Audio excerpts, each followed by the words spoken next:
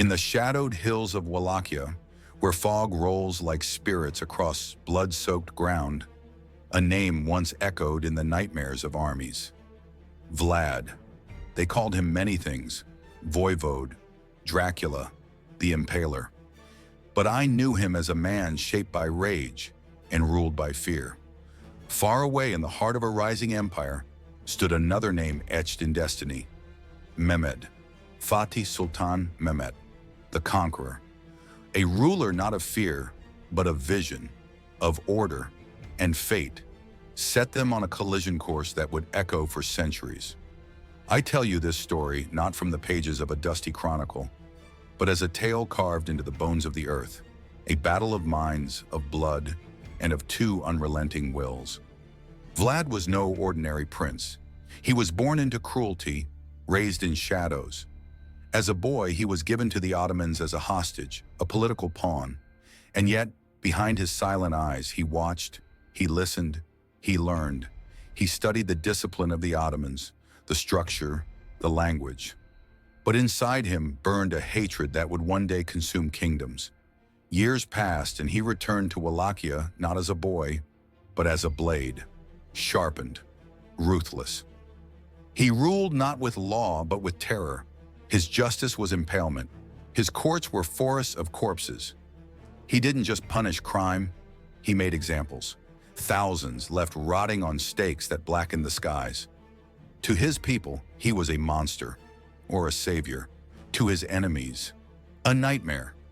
And then there was Mehmed, the man who took Constantinople while barely a man himself, the mind of a scholar, the vision of a king, and the will of a conqueror. To him, chaos was the enemy. Rebellion, a weed to be burned. And when Vlad refused to pay tribute, when he slaughtered Ottoman envoys, Fatih did not respond with fury. He responded with focus. He studied the terrain, the enemy, the game. And then he moved. The army that marched toward Wallachia was vast, and yet it would not face an ordinary battle. Vlad had no interest in confrontation. He waged psychological war. He burned his own villages, poisoned wells, starved livestock. But worst of all, he built a monument, a forest of impaled corpses, thousands of men, women, soldiers, rotting on wooden stakes, their faces twisted in agony. A message to Fatih Sultan Mehmet: "You are not welcome here." The Sultan halted. Even his generals recoiled, but not Mehmet. He looked upon that horror, not with fear, but calculation. He saw not madness, but strategy, and he advanced. Step by step, through the terror, through the smoke, Vlad attacked like a ghost in the night. Ambushes, night raids, disinformation. But Fatih was no ordinary commander. He anticipated, adapted, responded. He moved his forces like chess pieces across a blood-soaked board. Each raid that failed was one less move for Vlad. Each village that burned brought Fatih one step closer, until finally, Vlad vanished, abandoned. His people had grown tired of fear. He had become a weapon too dangerous even for his own kind. Fatih entered Wallachia not as a destroyer, but as a restorer. He didn't seek revenge. He sought order. A new leader was installed. And Vlad? He fled, captured, released, hunted, killed.